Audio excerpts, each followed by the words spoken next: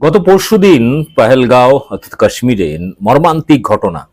জঙ্গিদের হাতে খুন হয়েছেন হিন্দু পর্যটক সহ দুজন বিদেশি এবং একজন মুসলিম ঘোড়সওয়ার, যিনি ওখানে ঘোড়ায় বিভিন্ন পর্যটকদের পাহাড়ে ওঠা নামানো করেন।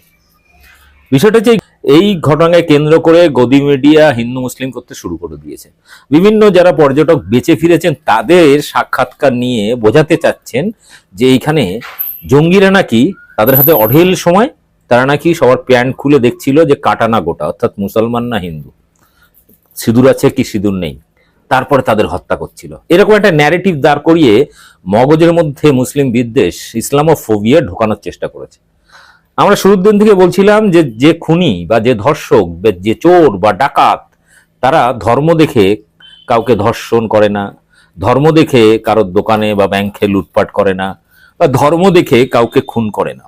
তারা তাদের কাজ যেটা, অন্যায় কাজ যেটা, সেটাই করে, সেটা ধর্ম দিয়ে কেউ ছাড় পায় না।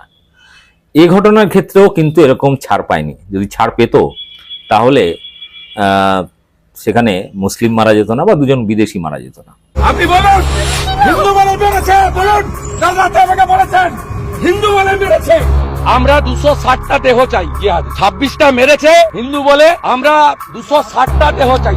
ভারত মাতা কি জয়।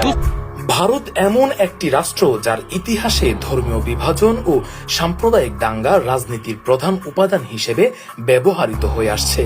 কট্টরপন্থী হিন্দুত্ববাদী রাজনীতির জন্য এক কার্যকরী অস্ত্র, যা বিজেপি বারবার ব্যবহার করেছে ক্ষমতা ধরে রাখার কৌশল হিসেবে।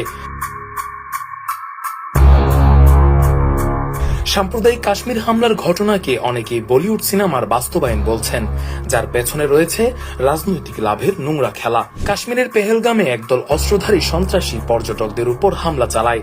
ঘটনাটি এমন এক জায়গায় ঘটেছে যেখানে একটি খেলনা পিস্তল নিয়েও চলাফেরা করা অসম্ভব, অথচ সেখানে হামলাকারীরা ভারী অস্ত্রসহ সহজে প্রবেশ করে সাধারণ মানুষকে হত্যা করেছে।